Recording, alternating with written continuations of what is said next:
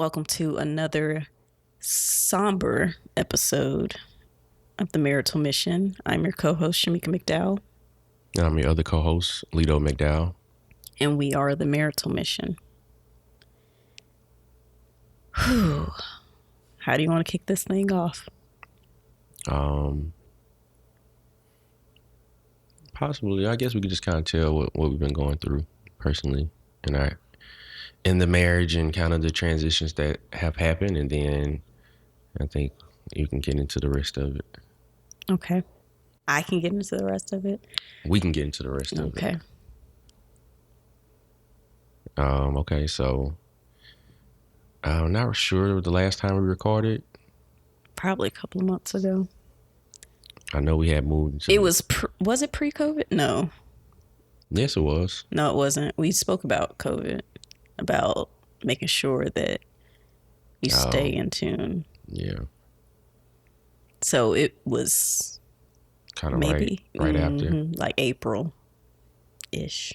Yeah. Maybe March. Maybe March. Yeah, probably March. We should know this. Listen, it's a lot been taking up mental space. Oh my gosh. Say that. Well, one of the big things is that we have a dog now. Did we have a dog the last time? We didn't have a dog. We didn't have a dog. Yeah, so. He's cute. You guys have probably remembered us having dog conversations in the past, or at least mentioning dogs. And so, yeah, we welcomed a dog into the household.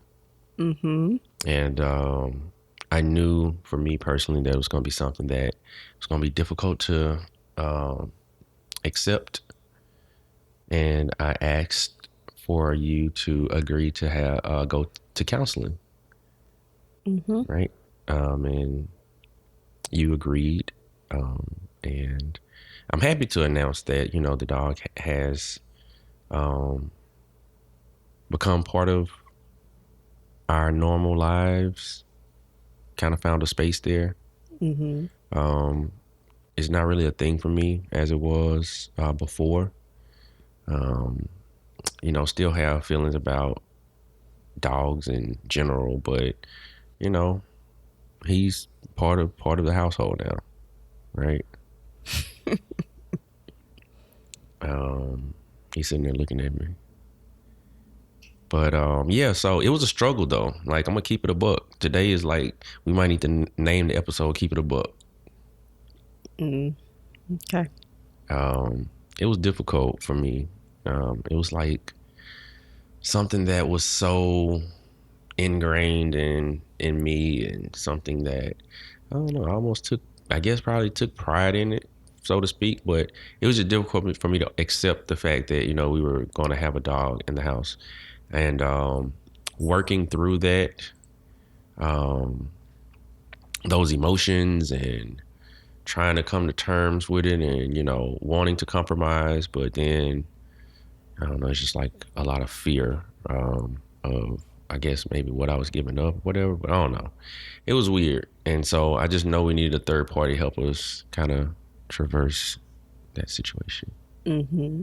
How do you feel now, having gone through the whole process? Well, I mean, you know, counseling has been tremendous, I think, for the relationship.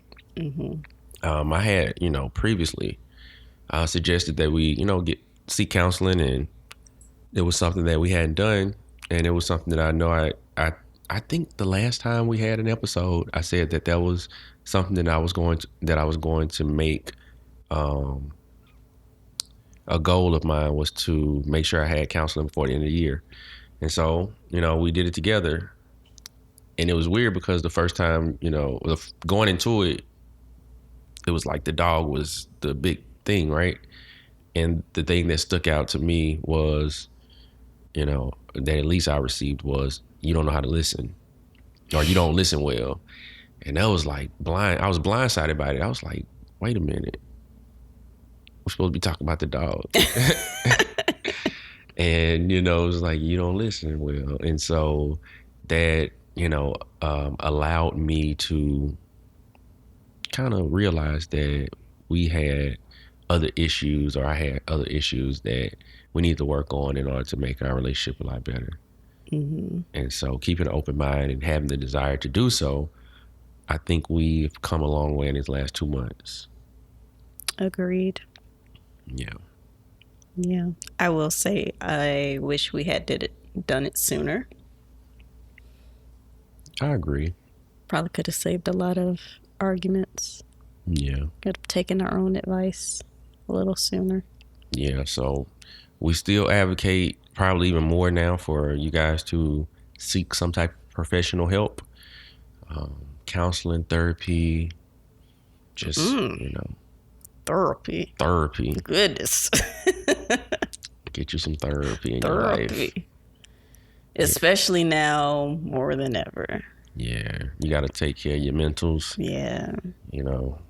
Make sure that you're spiritually doing a checkup every now and then, and let those emotions be what they are. Just don't be controlled by them.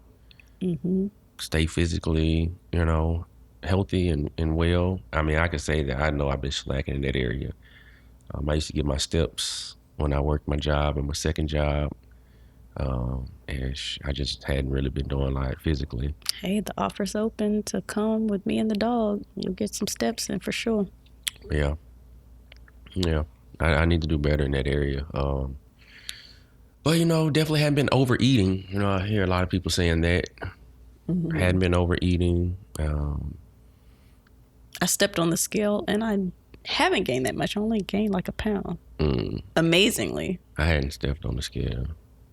But yeah, so just make sure you continue to take care of yourselves and take care of your relationships. Make sure you're calling, checking up on people. And just more than once. I had a conversation with a friend, and they just kind of let me know that they had kind of been in a bad headspace after dealing with the first beginning of the quarantine, and I didn't know. We don't communicate often, but just knowing that, I was like, man, I felt like, of course you always feel like, man, I should have done more. And yeah, just make sure you're checking on people. It's these times are presenting different challenges for different people, and check on your what they call it, your what friends? Your strong friends. Check on your strong friends, your weak friends, your in-between friends. Just check on people, and do what you got to do to stay sane. Okay. Amen. You know why I'm here. Yeah, I'm trying to make sure that therapy, man, is good. I mean, I don't want to gloss over that. Yeah. We were able to tackle some things that we've been on and off, like dealing with for years, and having someone to kind of help us through that, because you got to do the work, and we've done the work, and she's been very good at making us aware that we are doing the work, and that she sees progress, which is always good to hear that. And we know that just by the conversation that we have, but nobody can fix you. You have to make sure that you doing it, and you have that desire to, and that y'all work together. Right. Okay. So that's as much as we have for y'all as far as relationship tips right now. Guess the huge elephant in the room is what's going on in the country right now. The climate, the atmosphere. First of all, definitely have to take time out to recognize those that we have lost. Absolutely. Breonna Taylor, shot dead in her bed. My boyfriend, protecting, doing something I feel I would do. I hear somebody breaking into our house, what I perceive to be breaking into, and it really was breaking into the house. Right? They have the 911 tape and everything now.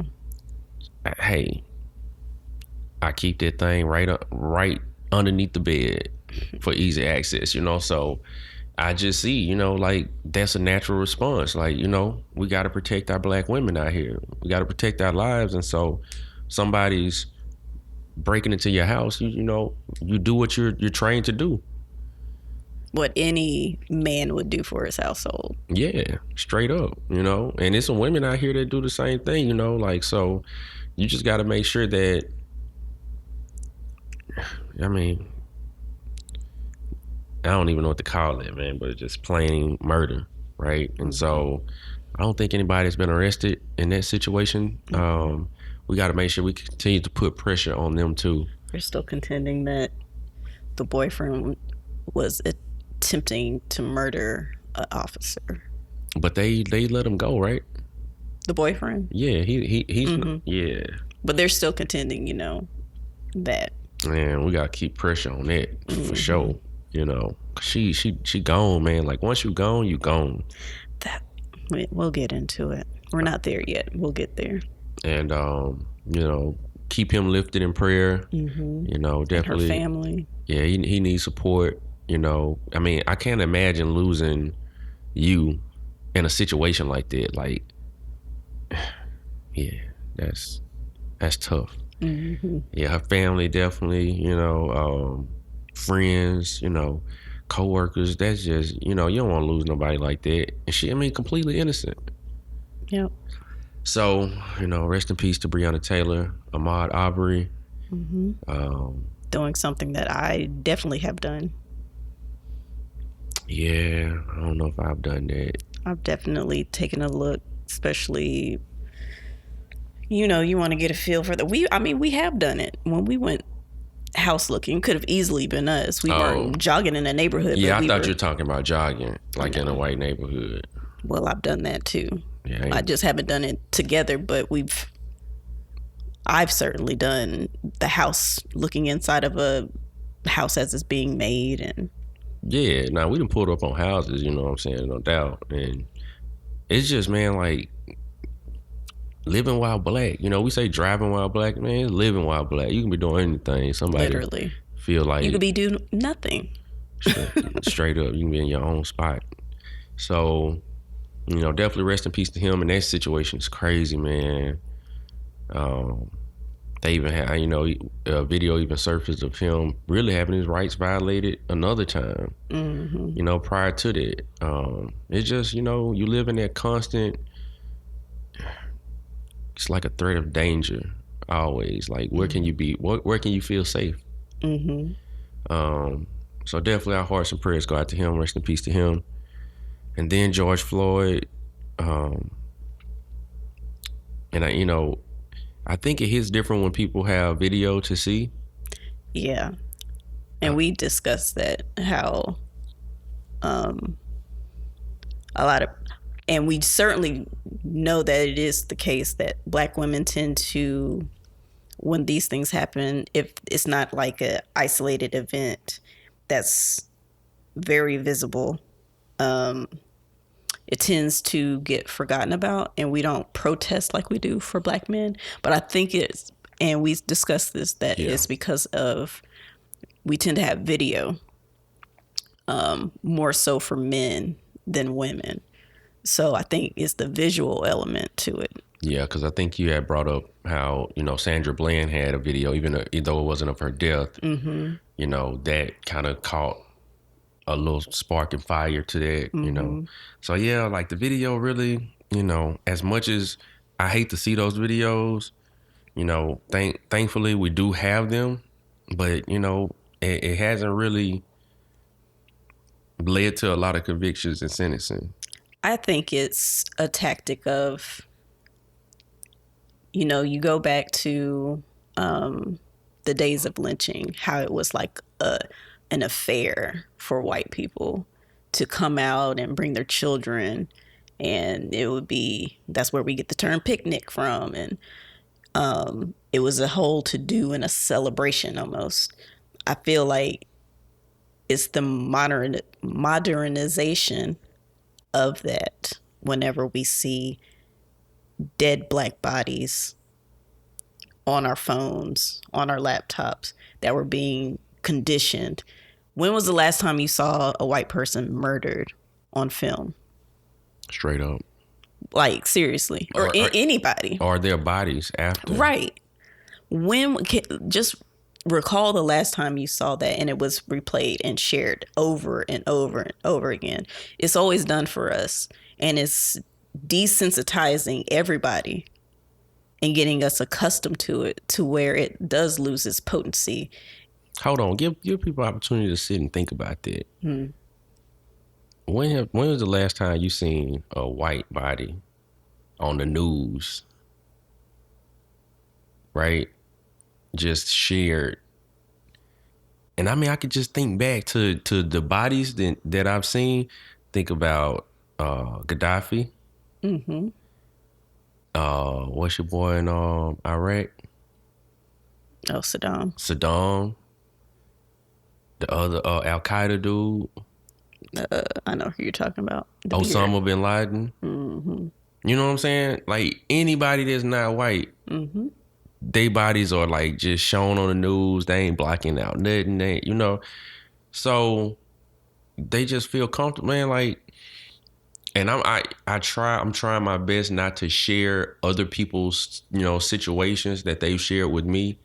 But man, you know, just hearing homeboys talk about having to witness certain stuff like with their kids just on the news. You know what I'm saying? You just watching the news and they showing this. Yeah. They showing this man get killed.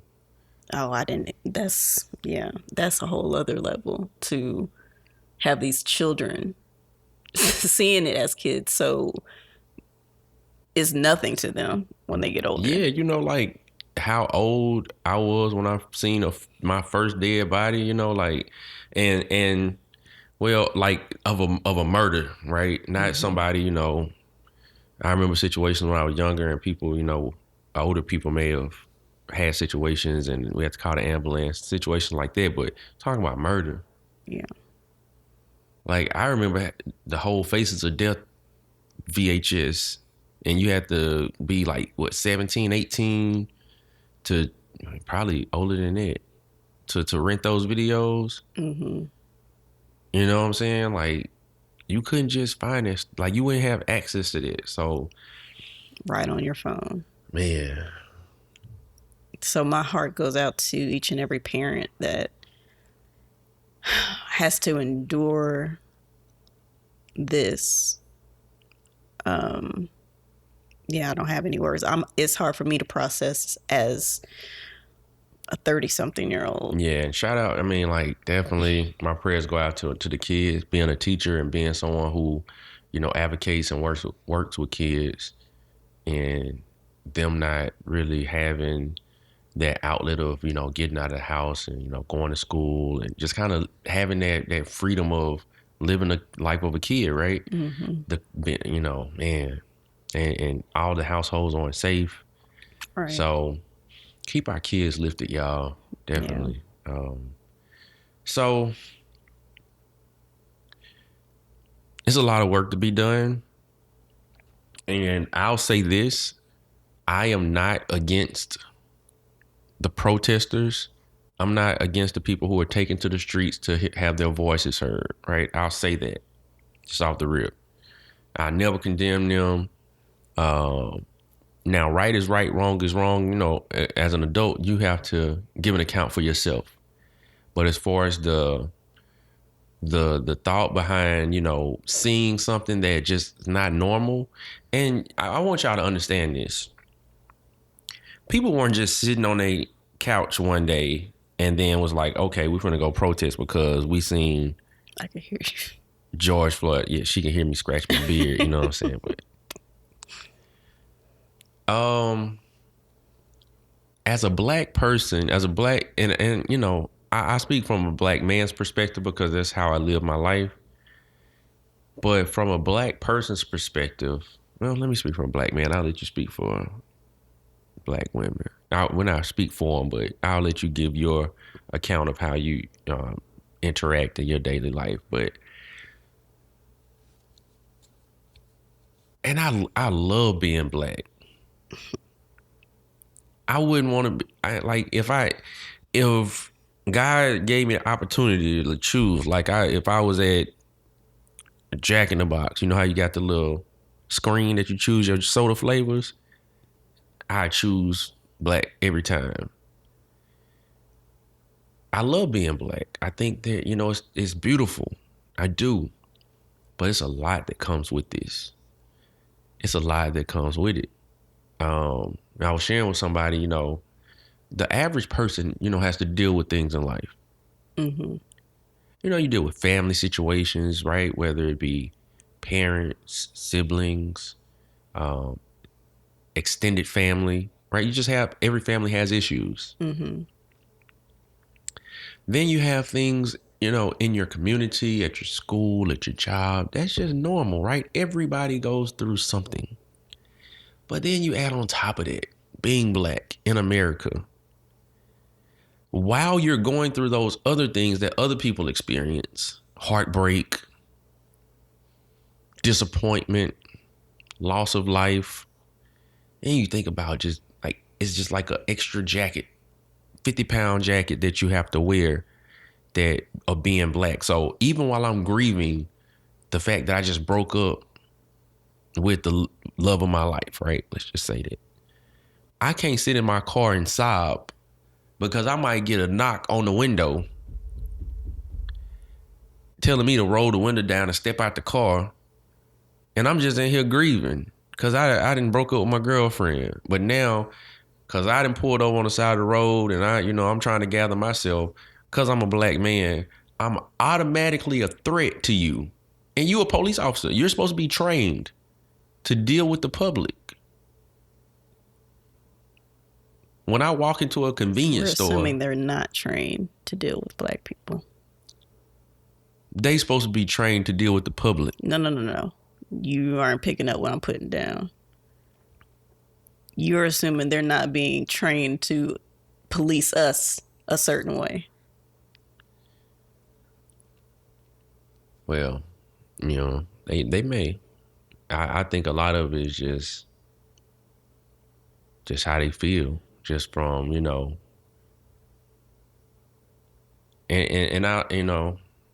I think this is how I feel about it. This is me. Racism is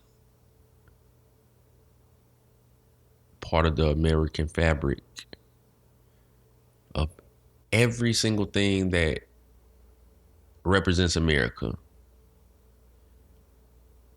The systems that are set in place, like the inception of this nation, is built on racism and genocide.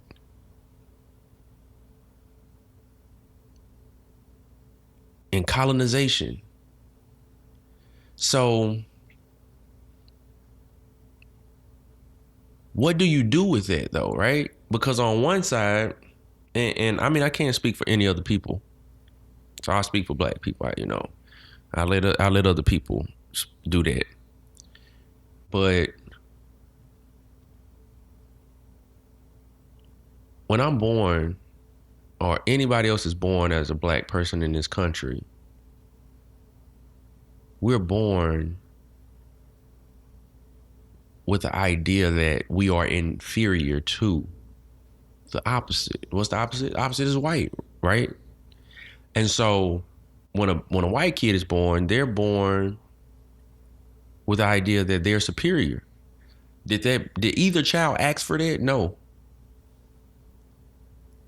But they born into it. So at some point in that child's life, they're going to have to make a decision. Once coming to the understanding that, hey, this is how the world works.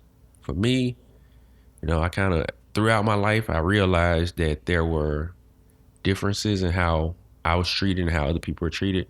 But once I really realized it, at 22 years old, I had to make a decision. How do I live my life going forward? So I had to reprogram, because it was a program. And when you go to school and they're making you put your hand over your heart and pledge allegiance to a flag, when every book you read, Clifford the Big Red Dog, Madeline, Berenstain Bears. Either the characters are white by default, or they're animals or some kind of, purple or green. You know what I'm saying? Like, what is Arthur? Koala bear or something? Aardvark. Whatever, right? So they'll create an aardvark before they put a black character. And like I grew up in the 80s and 90s. So, I'm sure there's more representation now. But back then, that was just the default. You had Babar. You got elephants. I was seeing talking elephants and Care Bears before I seen some black. I think Wayne we had what? And I'm all over the place right now. You are. All right, let me get back to my experience as a black man. When I step out that door, I realize that my blackness is a weapon, and I ain't gonna even front. I kind of like that. I like it, but at the same time, I realize that it's a threat, right? So it's like those who open carry. When you open carry, at least for me, and I don't open carry much. I more so conceal carry when I do carry. And I have my license. But when you walk around with that, people gonna perceive you a certain way. So you're gonna get fear, right? People ain't gonna know, like, what is that person thinking? So, but my blackness is that. My blackness is a weapon in America. But I don't feel bad about that. I just move how I move. And that's why I always say I'm more comfortable in black spaces, because I know my blackness is not a threat to a majority of black people. There's some black people that feel threatened too. But, that's a different conversation for a different day. So it's just something that you always have to consider. I mean, just those little nuances in life that another person don't have to consider those things. And it becomes normal to a black boy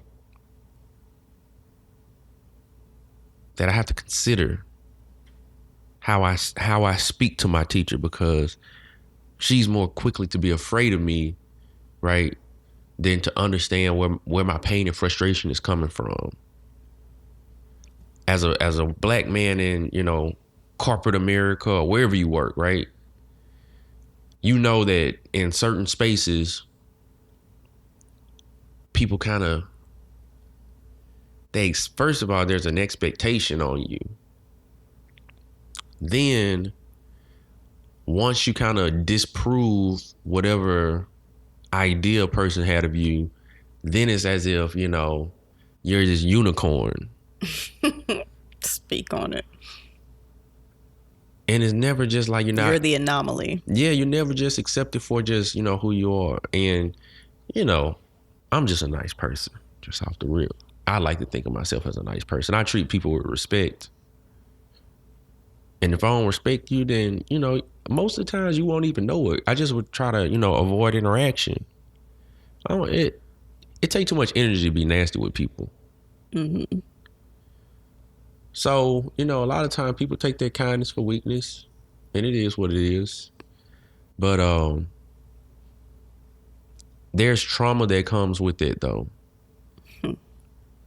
Like, there's a specific instance in my life that I remember being reminded that I was black, as if I needed a reminder, right? Right. And I'm like, I remember like shopping in Dillard's.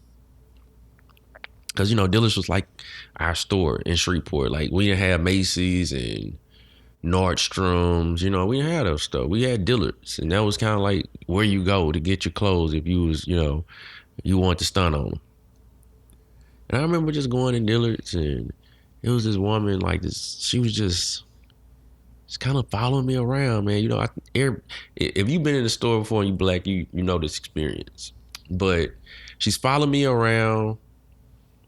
And I can kind of tell, and it happened more than once, right? But this particular time, I said something to her, and I just walked out. I want to say, I just confronted her. I can't remember what I said, but I confronted her, and I looked for her, when I would go back, and I never saw her. I don't think I saw her again.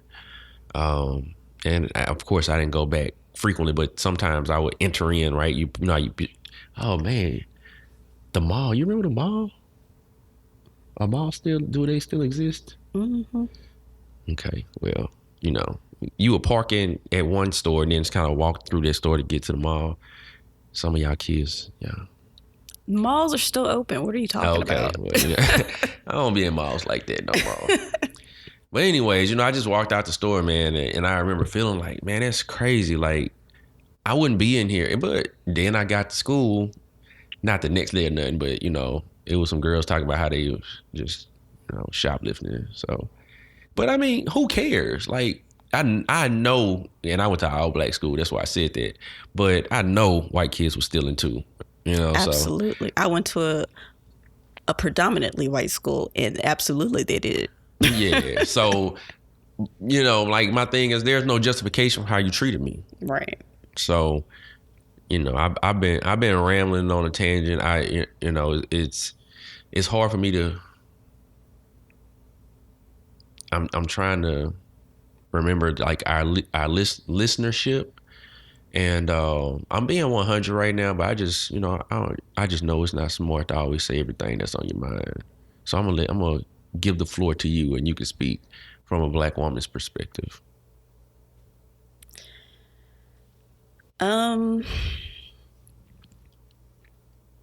I'll say that, like so many of us, it's a conversation that I'm tired of having. I think, I know that you and I, since we've been together, 14 years this year? Yep. That we've definitely been talking about it since social media was a thing. We were always considered the militant ones amongst our circles. Mm-hmm. I know I was. But now you see why. And I feel like people are starting to get it. Like, this didn't start with Trump. It existed while Obama, I think, let's just cut to the chase. I think the Obama presidency lulled a lot of us to sleep. We were infatuated with the fact that we had a black president in the White House, and we didn't see the whammy that was coming in the form of Trump. Mm-hmm. But I don't think Trump is the villain that everybody is making him out to be, and here's why. I think you need to be more concerned about your everyday interactions with the people who put him in office. If you do work in corporate America, like I do, those people you interact with every day, if you are in non-black spaces, I hate to break it to you, but there are more people who support him than not. And that's why he is where he is now. And if you believe in the voting system, you better pray that the tide has changed with everything that's gone on, because he'll be right back in there for another 4 years. Yeah.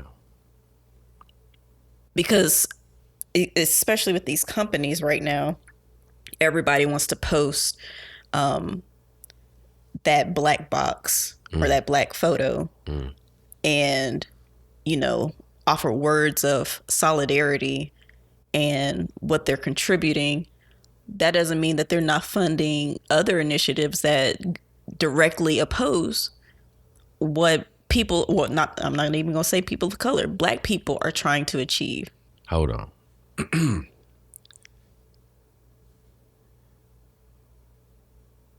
Get in there with these long pauses. Man, I'll say this, and I don't speak for all of us, but I'm speaking for some of us. Let's not forget what happened last week, the week before last, 2 weeks ago. If a company has not shown you that they for you any other day, why are you impressed when they post something? Because they put some words together. They put some words together. Like, I'm impressed if you did it 3 months ago. Mm-hmm. It's easy to jump on the bandwagon. Right. To keep black dollars, because they know the power of our spending. And even if they're not directly getting it, they don't want to be on the wrong side of history. So I better save face now. Yeah. I better be on this side now. Yeah. But I mean, that's how regular people operate too. Mm-hmm. Like, if you show me who you are, as Denny Green once said, they are who we thought they were. I ain't gonna finish it, but that's what he said. And once a person show me who they are, once a company show me who they are, I believe them until I see something differently consistently. Right. You can't tell me that. Come on, man. Really? Yeah. And all these dots are connected.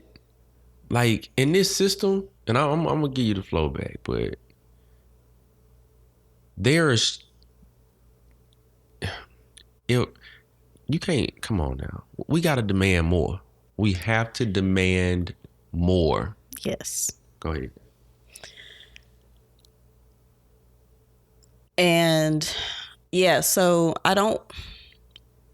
I worry that because these companies are doing that, they're stringing these words together, they're hitting you in the feels, that it also placates you, that it lulls you, it lessens that fire in you. You got to keep putting pressure The on. NBA coming back. Lord, the NBA's coming back and people are excited. And I'm like, are we not in the middle of, one, a pandemic, and two, an uprising? Like, don't let these distractions happen. It sounds like an awfully convenient distraction to announce that the NBA is coming back. And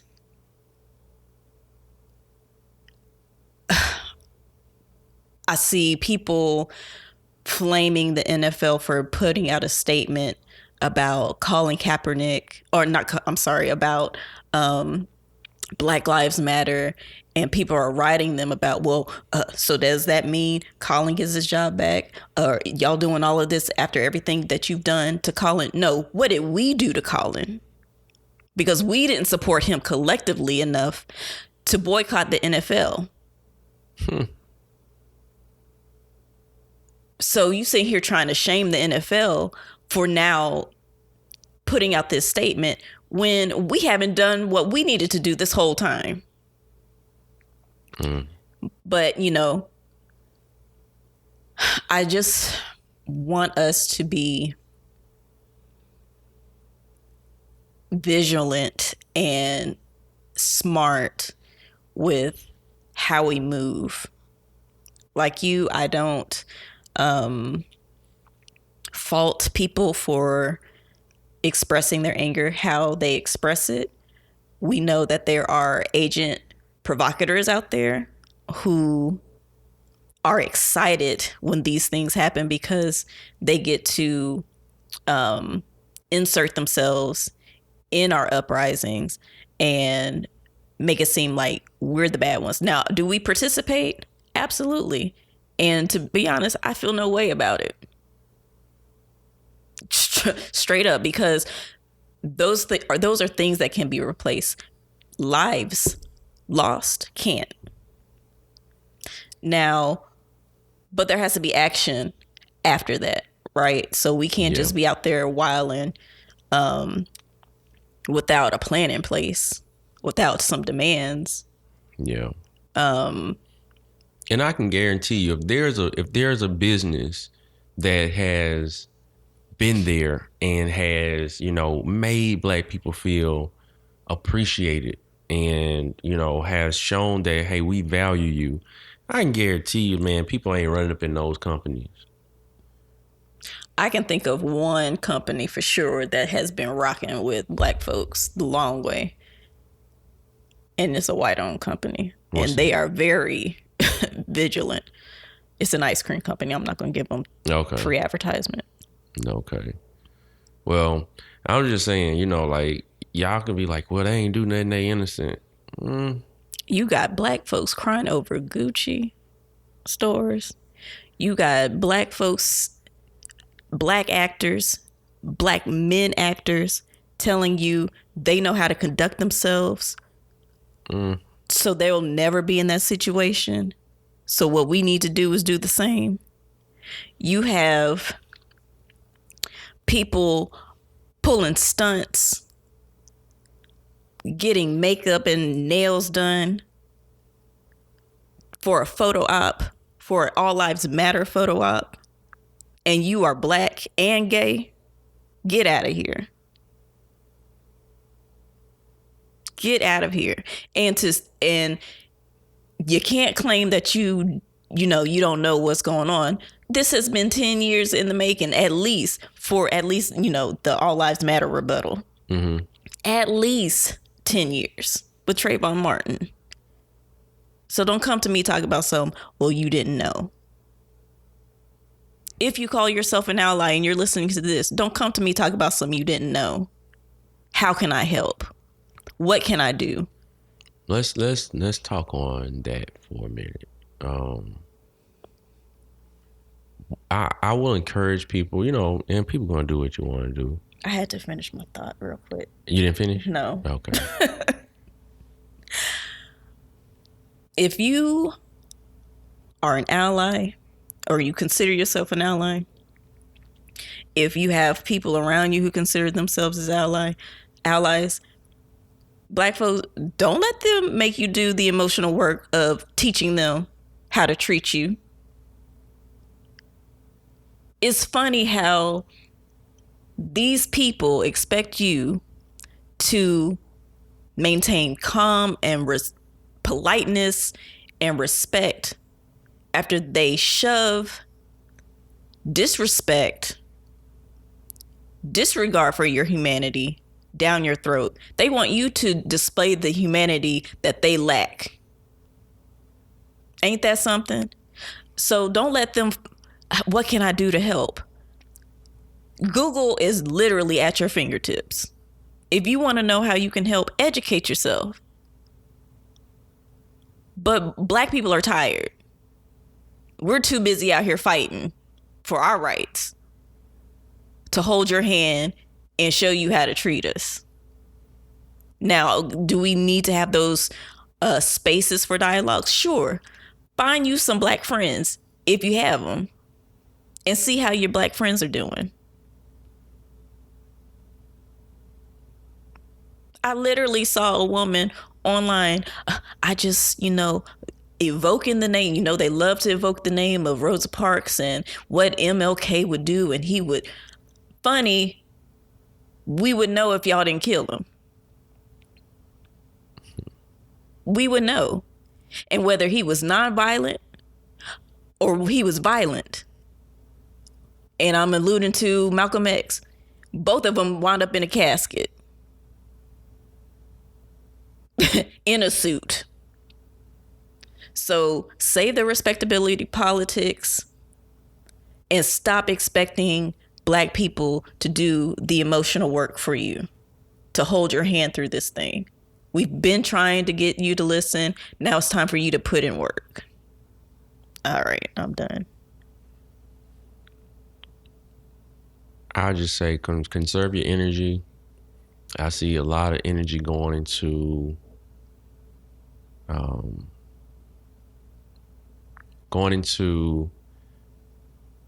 reaching across the table.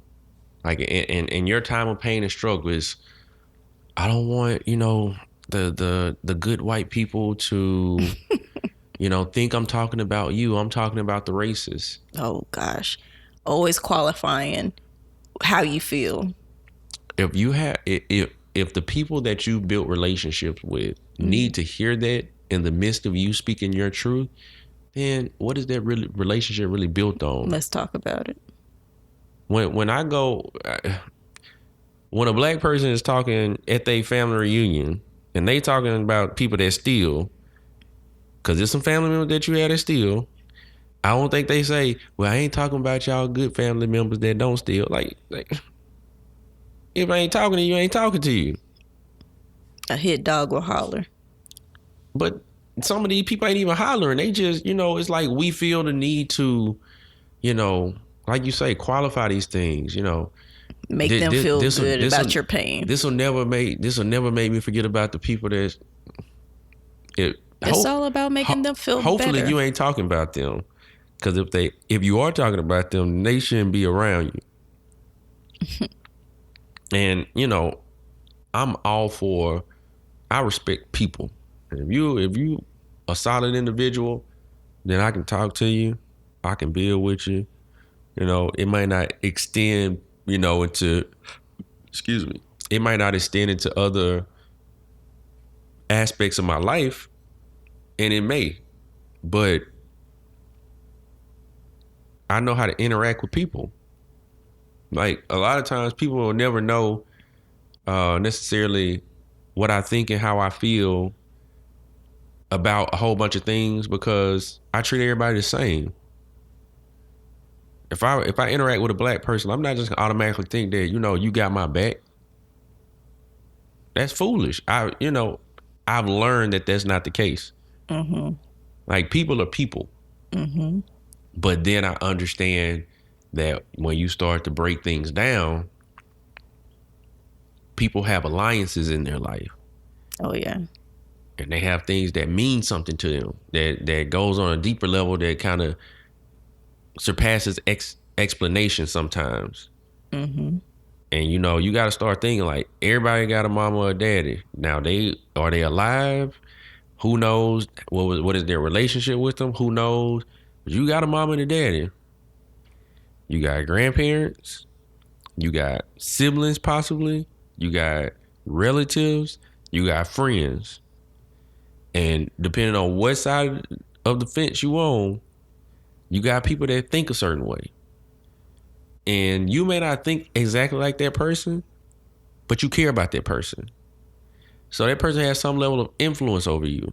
Mm-hmm. So my thing is at the end of the day, you have to ask yourself, is this person going to choose me, who they may have known for 10 years? Or are they going to choose the person that they've known their whole life? And not just the person, the people. Mm-hmm. And so, that's just how I ask myself that with anybody. Whether it's I meet coworkers, I meet a new friend, or I establish a relationship with a friend, or you just gotta ask yourself, man, like, these people got a tribe that's been rocking with them for much longer than I've been rocking with them. So are they going to choose me over them? And if I can't answer that a solid yes, then, I watch how I move and how I talk around people. So stop giving your energy to that. If it's draining you now, if you got energy to do that, by all means, qualify whatever you need to qualify. Don't qualify because it's just pitiful.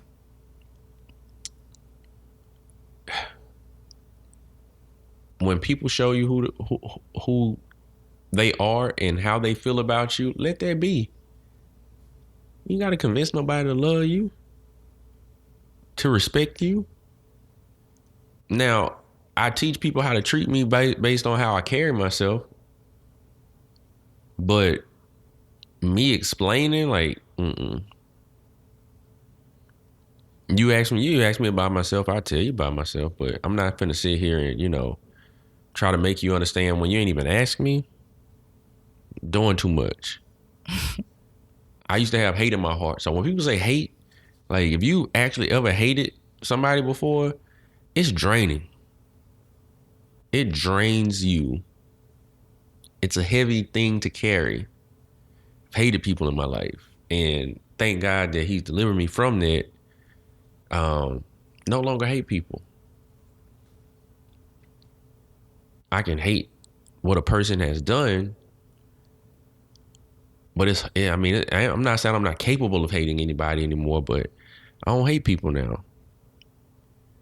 And that's freeing for me, and if you hate people, if you have that hatred in your heart, just know that you can get rid of it. You know, but then you just got to focus on stuff that you love, and you give your energy to that. Oh yes. So that's a great segue into this whole anybody but Trump stuff. Because be careful with that statement, because you might wind up with somebody who is worse. And you really need to consider Trump is just a figurehead, okay? He is only doing what his constituency wants him to do, empowers him to do, expects him to do. So it's those people that you need to worry about. That's the boogeyman. Not this dude who clearly isn't the sharpest tool in the shed.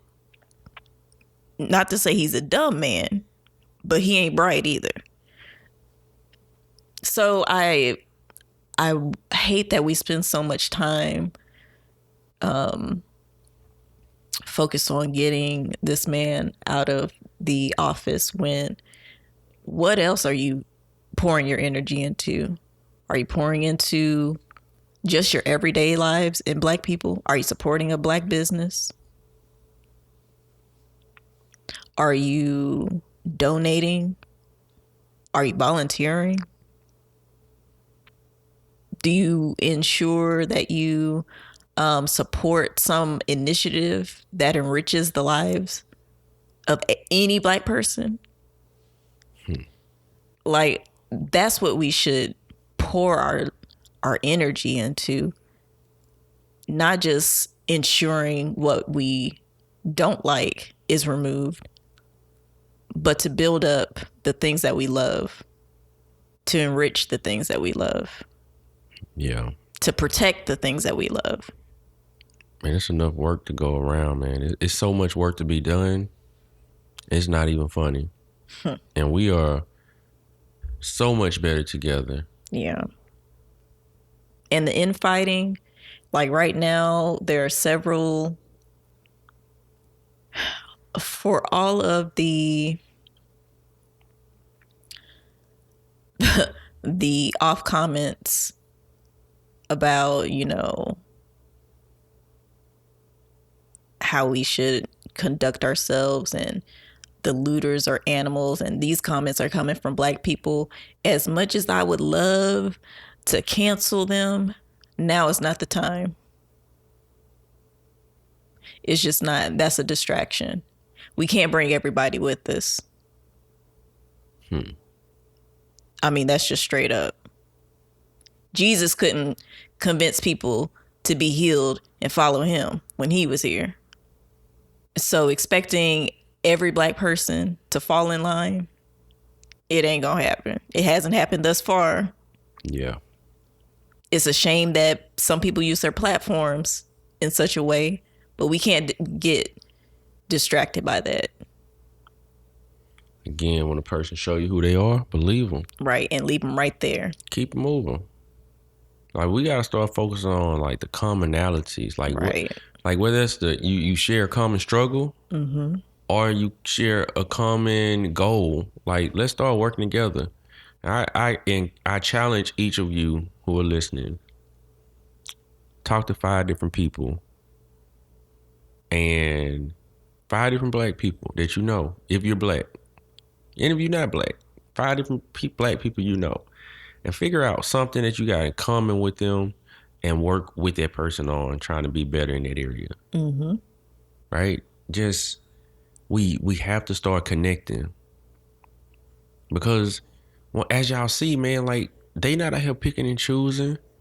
It's not criminals that they killing in the streets. It's not, you know, it's not just men. It's not just women. It's not just professional. Like, they killing all of us. So that's one particular thing that you can collectively work on. Be like, okay, well, what can we do to stop this? Yeah.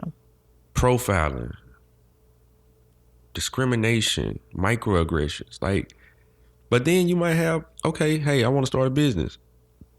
Well, why just start a business on your own when you know you got other people out here that have successful businesses, right? You can at least pay them for consultation. Let's think group economics. Let's start working together. Hey, well, if I start this business, I'm gonna need this. Well, hey, well, I know how to do this. We gotta start thinking differently. We have to start redefining what success looks like for us, what wealth looks like for us, What community looks like. what community looks like for us. Yep. You know, and let's start putting our energy into those things that's going to help build us and take us into places that are better than where we are right now. Mm-hmm. And then let's start planning so that when these situations occur again, which they will at some point in time, what are we going to do differently that's going to help us bring about the change? Mm-hmm. We have to start having those conversations, and I encourage you to start having those conversations with your circle of influence, the people that you know. Have those conversations. They're not comfortable conversations all the time. And you know, for those of you who do have those relationships with people across ethnicity and racial lines, have the conversation with them too. Like a lot of them just don't know. They don't live this life. They don't experience it. So it's up to you. If you keep people around you that are different in whatever way, just make sure you're having honest dialogue with those people so that they ain't out here Claiming their one black friend.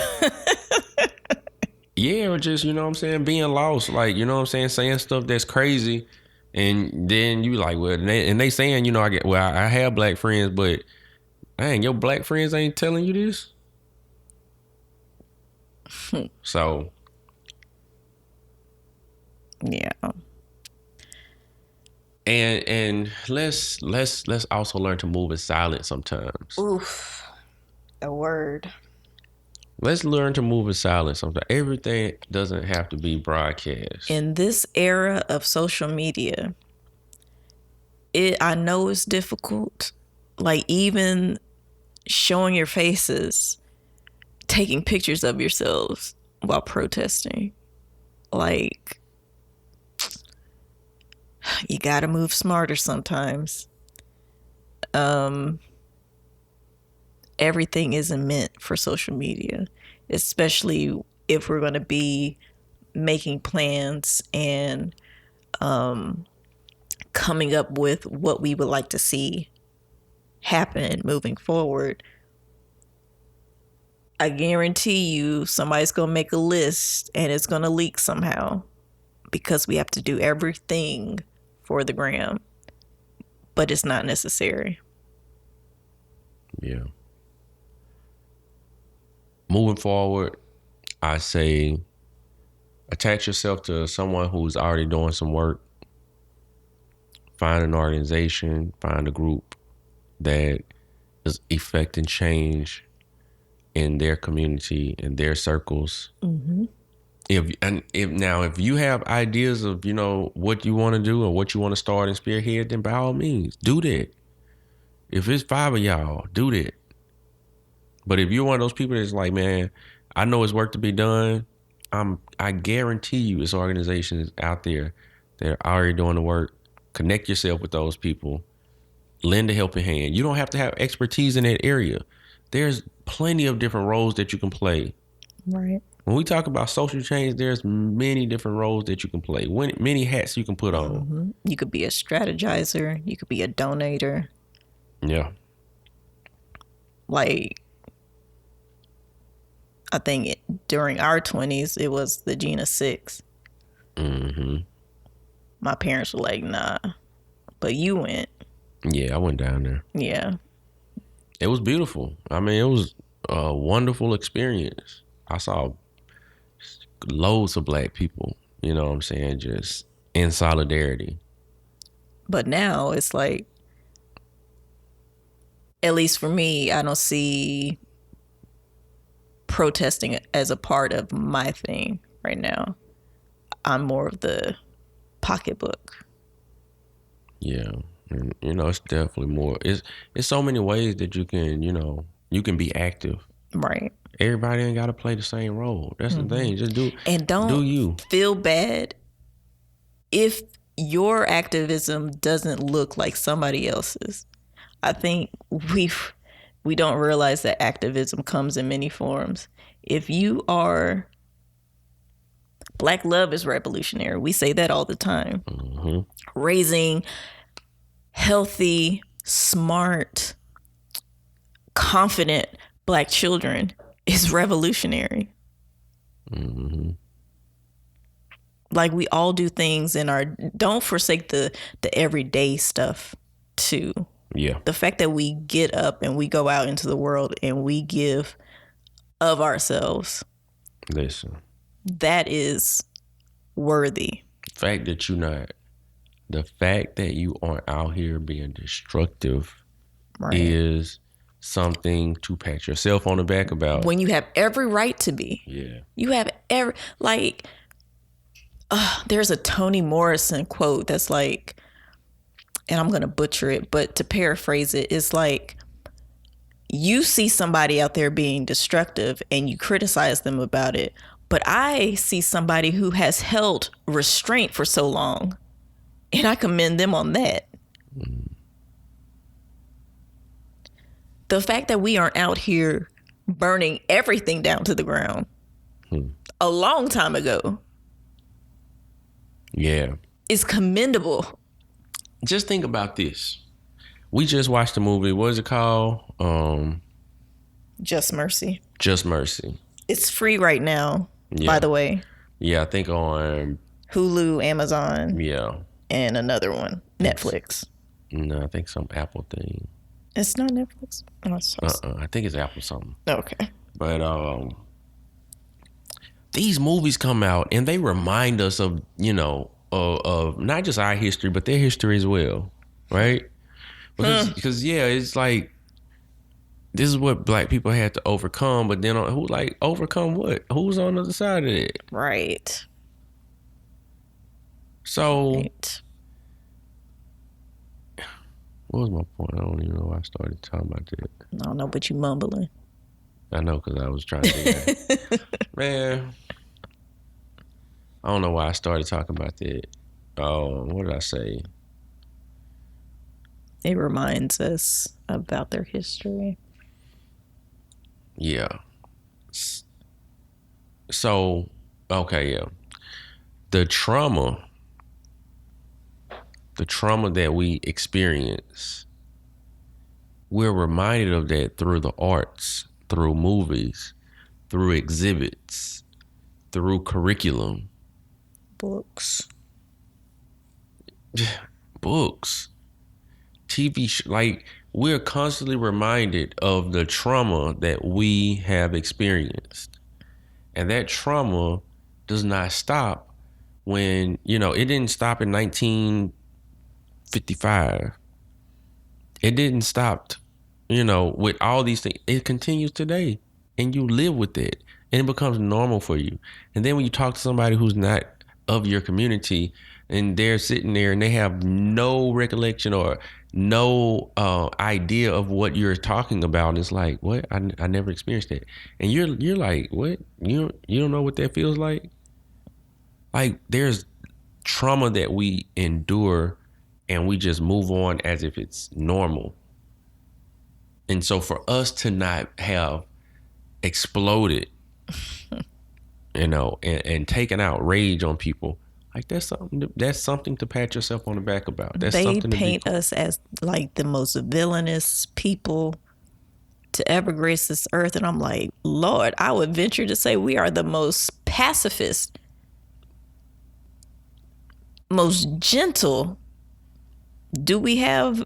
Of course, we have. Those criminal elements in any race of people, but the fact we should be definitely waging war by their standards. Yeah. They go to war for much less. They were just ready to shoot up government buildings because they couldn't get their hair cut. Yet they're mad at us because We just want to live. Make it make sense. Yep. But that's cool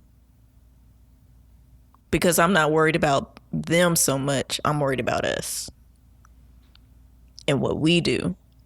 And I think once we focus on us, not to say that we can't, hold them accountable, because we should and we must, but we also need to not let something like this happen for us to come together and seek ways to get stuff done. Yeah. I think that it was just a perfect storm with the pandemic and the 3 lost lives in quick succession. Then you got Amy Cooper over here calling cops on a black bird watcher. The most nerdiest thing that you could do, but I guess he was still a threat. Yeah. Your boy 4-5 in office on top of that.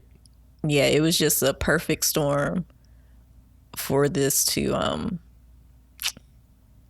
happen. But I hate that it took all of this. Mm-hmm. I hate it and I love it. Mm-hmm. I hate that it took all of it though. Yeah. But it may seem like this whole conversation is off brand for us, but not really, because we are Black.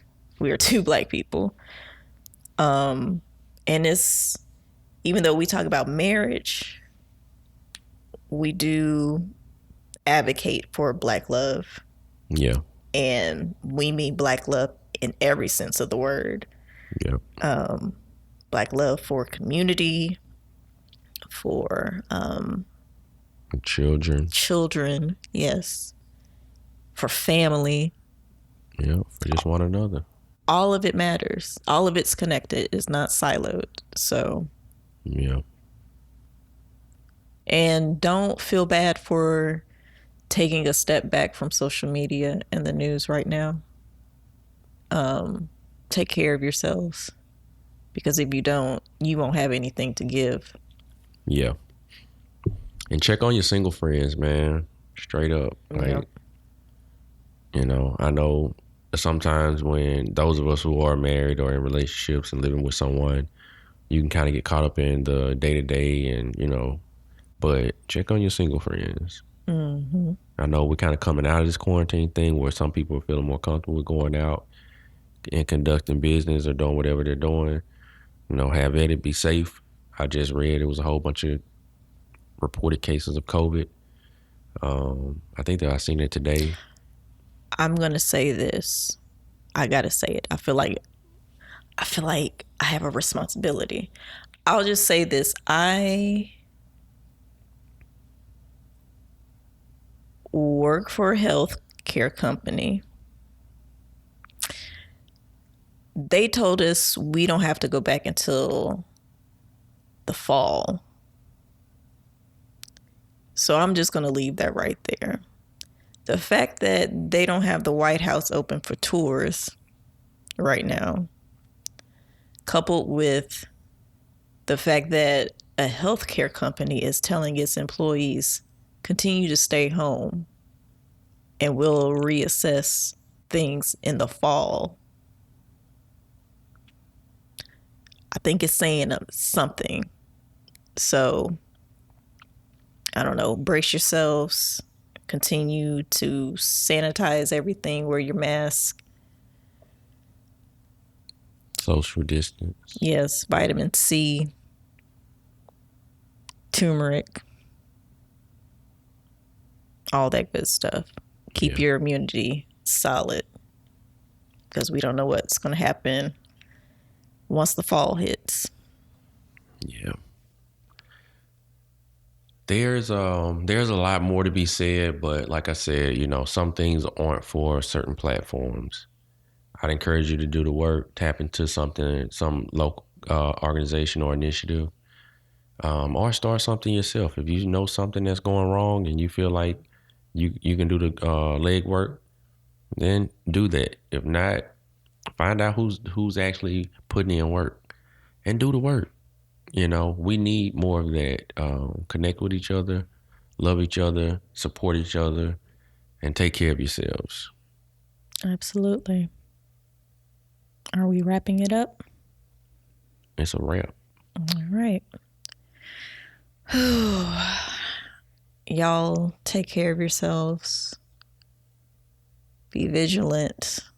I'm so proud of each and every one of you who are being keyboard warriors and actual protesters out in the streets. Y'all are doing amazing things. Y'all even forced the hand. Y'all got the charges brought up to 2nd-degree murder, and we got the other 3 charge. People talking about looting and rioting does nothing. It does that. Yeah. Puts pressure and feet to the fire. So, amazing job, Minneapolis. Y'all are awesome. Prayers for every city that continues to have protests. We pray for safety always. Pray that you are heard, that we are heard, and that all of these efforts aren't in vain. Pray us out.